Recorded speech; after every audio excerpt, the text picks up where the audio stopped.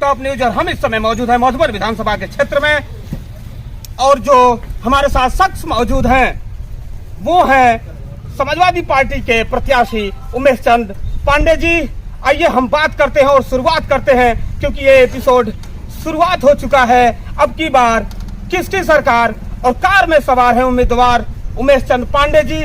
तो आइए बात करते हैं और जानते हैं। सर सबसे पहले तो यूपी टॉप न्यूज में आपका स्वागत है।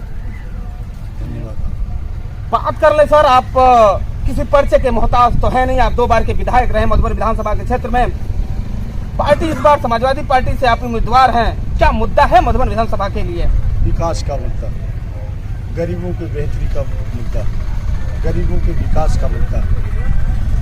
जो हमारे विधानसभा के अंदर जितनी भी सड़कें हैं, पुल पुलिया है, ठोकर है, उधर ये सब जीर्ण शीर्ण अवस्था में सड़कें पड़ी हुई हैं। देवरांचल में कटान जोरों पे है, वहाँ पे ठोकर बनाने की आवश्यकता है। विकास के मुद्दे पे हम लड़ाई लड़ रहे हैं। सर, जनता बीएसपी और कांग्रेस और बीजेपी को छोड़ के जनता आपको वोट क्यों दे? इसलिए दे, बीजेपी ने 5 साल यहाँ पे राज किया है और यहाँ के लोगों ने प्रचंड बहुमत की सरकार बनाया और प्रचंड बहुमत की सरकार बनाने के बाद यहाँ का नुमाइंदा एक दिन भी यहाँ पे जब लॉकडाउन हुआ था, गरीब जब भूखमरी के कगार पे आ गया था तो कोई सूद लेने वाला नहीं था। अगर किसी ने सूद लेने का काम किया, 2500 लाख का राशन मादी सिपाही से लेकर बेलौली तक बांटने का काम पूर्व विधायक उमेश पांडे ने किया। टिकट वितरण के कारण देखा जाए तो मधुबन विधानसभा में समाजवादी पार्टी में अंतरकलह है। इन चीजों से कैसे बाहर निकलेंगे आप और कैसे संतुलन बनाएंगे पार्टी में?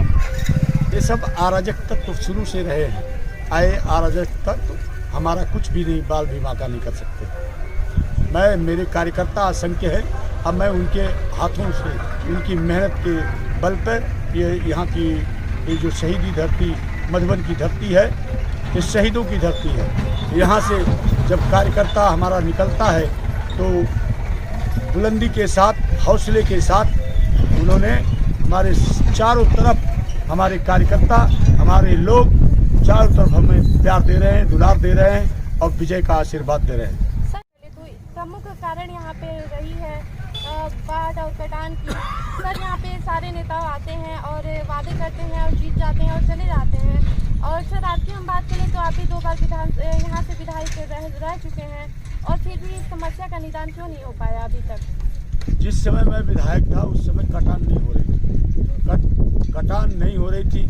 उस देवरांचल में एक सड़क नहीं थी, एक पुल नहीं था, एक पुलिया नहीं थी, बिजली नहीं थी। वहाँ पे जितनी भी सड़कें बनाई गई हैं देवरांचल में, मैंने पैदल गांव, देवरांचल के गांव में गया हूँ और एक एक घर में गया हूँ, एक एक दरवाजे पे गया हूँ वोट मांगने। मैंने देखा है चिलचिलाती धूप में जो पहला इलेक्शन लड़ रहा था तो लोग मेरे सामने खाट पर, लोग बीमार लोगों को खाट पर लेके आते थे इलाज कराने के लिए और रास्ते में दम तोड़ दिया करते थे। तो मैंने उसी दिन संकल्प लिया कि विधायक बनते ही पहला काम देवरांचल में, वोट मिले चाहे ना मिले, मैं देवरांचल की सड़कों का जाल बिछाने का काम करूंगा। अब मैंने सड़क बना के दिया।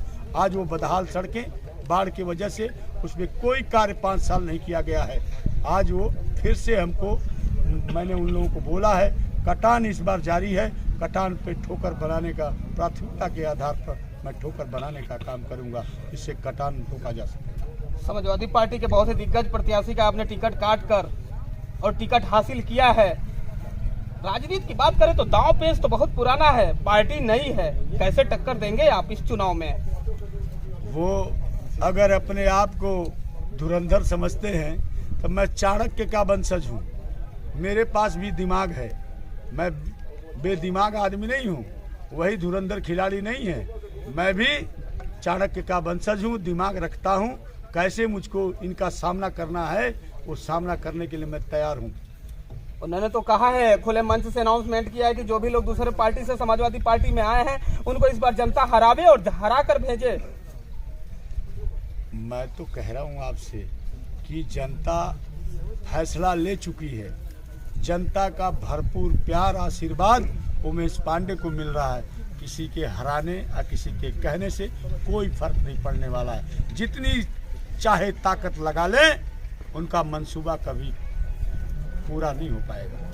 योजना लेकर आए हैं धरातल पे, आप उन चीजों को कैसे फेस करेंगे जनता के बीच में? मैं पूछना चाहता हूं बीजेपी के नेताओं से, मेरे सवालों का केवल एक नेता कोई जवाब दे दे। उन्होंने मेक इन इंडिया का नारा दिया था। मेक इन इंडिया का मतलब कि हमारे हिंदुस्तान में कल कारखाने लगेंगे और हमारे यहाँ के बेरोजगार नौजवानों को उन कल कारखानों में का रोजगार मिलेगा। और अब इंडिया में हमारे देश की आवाम के लिए जो भी उत्पादन आवश्यक वस्तुएं हैं अब हमारे देश में बनाई जाएंगी। अब हम जापान और चाइना से आयात नहीं करेंगे बल्कि अपने देश में बनाएंगे और उसको बाहर देशों को भी निर्यात करने का काम करेंगे। अपने देश की चीज़ का उपयोग करने का काम करेंगे। क्या एक भी मिल कल कारखाना लगा क्या? एक फैक्ट्री लगी क्या? मैं पूछना चाहता हूँ, बता दें 2 करोड़ नौकरी मिली क्या? महंगाई कम हुई क्या? 3 रुपये का प्लेटफॉर्म टिकट आज 50 रुपये क्यों है? रेल भाड़ा क्यों है? डीजल पेट्रोल का दाम महंगाई के नाम पर आज बीजेपी न विकास की बात करती है, न नौकरी की बात करती है, न हम महंगाई पे बात करती है। ये क्यों भाग रही है? ये नया नया एजेंडा हिंदू मुसलमान, भारत पाकिस्तान, मंदिर मस्जिद, इसी के इर्द गिर्द बीजेपी का यही काम रहता है। फूट डालो, राज करो। आज हमारे देश का नौजवान, हमारे देश का किसान, हमारे देश का बुजुर्ग, हमारी माताएं बहनें सब लोग इनको जान चुके हैं। ये बहुरूपीय झूठ बोलने के सिवा कुछ दूसरा काम नहीं कर सकते, केवल इस देश को बेचना जानते हैं। आपके सामने अगर बात कर लें बीजेपी से, रामविलास चौहान है जिनको बिहार में भ्रष्टाचार का आरोप लगा हुआ है, और वहीं बीजेपी परिवारवाद का ठीकरा दूसरे पार्टियों पे फोड़ती है, जबकि वो गवर्नर के बेटे हैं, उनको टिकट मिला हुआ है। इस पे उमेश चंद पांडे जी का क्या कहना है? अभी आपने देखा बीजेपी तो सबसे बड़ी परिवारवाद वाली पार्टी है। अभी कलराज मिश्रा जी जो गवर्नर हैं उनका दामाद चुनाव लड़ रहा है। अभी आपने देखा बिहार के गवर्नर फागू चौहान का बेटा, जिसके ऊपर 26 करोड़ का गबन का आरोप है, 4 सीट दाखिल है, उसको जेल में होना चाहिए, यहाँ पे चुनाव लड़ रहा है। इसलिए मैं कहना चाहता हूँ भारतीय जनता पार्टी झूठों की पार्टी है। अगर जितना बड़ा घोटालेबाज होगा, जितना बड़ा अपराधी होगा, अगर भारतीय जनता पार्टी के साथ पार्टी में चला जाएगा तो दूध का धुला दिखाई देगा। वो उससे बड़ा ईमानदार, उससे बड़ा संत महात्मा कोई हो ही नहीं सकता। अगर आपको जनता यहाँ से फिर सदन भेजने का काम करती है तो ऐसे कौन से मुद्दे हैं मधुबन के लिए जिन पे आप कुछ अलग करना चाहेंगे? पहला काम, हमारे नेता ने ऐलान कर दिया है मुफ्त शिक्षा। पीजी तक के बच्चों को मुफ्त शिक्षा देने का काम हमारे नेता ने ऐलान किया है। हमारे नेता ने ऐलान किया है कि 22 लाख आईटी सेक्टर में नौजवानों को रोजगार देने का काम, नौकरी देने का काम कहा है। और जो हमारे सरकारी तंत्र हैं, जो आउटसोर्सिंग से बच्चे भरे जा रहे थे, उस प्रणाली को समाप्त करके सरकारी नौकरी देने का काम हमारे नेता आदरणीय अखिलेश यादव ने ऐलान करके कहा है, अपने मैनिफेस्टो में जारी किया है। हमारे चैनल के माध्यम से क्या संदेश देना चाहते हैं मधुबन विधानसभा की जनता को? मैं जनता से कहना चाहता हूं कि हमारे नेता ने ये 3 महीने के लिए आपको फ्री का राशन बांट रहे हैं। हमारे नेता ने पूरे 5 साल आपको फ्री का राशन, आपको सरसों का तेल, 1 केजी घी देने का हर महीने ऐलान कर दिया है मैनिफेस्टो में। मेरे भाइयों, और ये कहना चाहता हूँ, अगर मधुबन विधानसभा की तरक्की और बहबूदी चाहते हो, चौमुखी विकास आप चाहते हो, तो आने वाली 7 तारीख को उमेश पांडे के साइकिल के निशान के सामने वाली बटन दबा देना। उमेश पांडे चुनाव जीतने के बाद जिस जर्रे से मधुबन विधानसभा के आवाज आएगी, उमेश पांडे बेटा बन के, भाई बन के वो आपके बीच में पहुंचने का काम करेगा। जनता का एक बहुत बड़ा सवाल है, वो कहते हैं कि जब नेताजी जीत जाते हैं फिर गांव-गांव भ्रमण नहीं करते हैं। आप पता कर लीजिए, मेरे मधुबन विधानसभा में अगर मुझसे ज़्यादा कोई 10 साल में विधायक रहा, मैं एक दिन भी अपने घर सोने का काम नहीं किया। कोई ऐसा गांव नहीं है, कोई ऐसा टेहरा नहीं है, कोई ऐसा मजरा नहीं है जहां पे उमेश पांडे किसी गरीब के घर, किसी अमीर के घर, हर व्यक्ति के घर, हर व्यक्ति के दुख में हम पार्टी से अलग हट गए।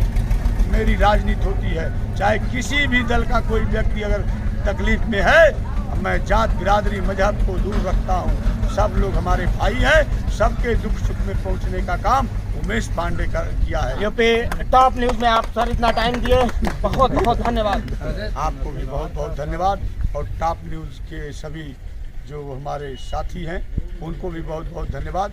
आपका न्यूज़ चैनल दिन दुना रात चौगुना आगे बढ़े, मेरी शुभकामना है।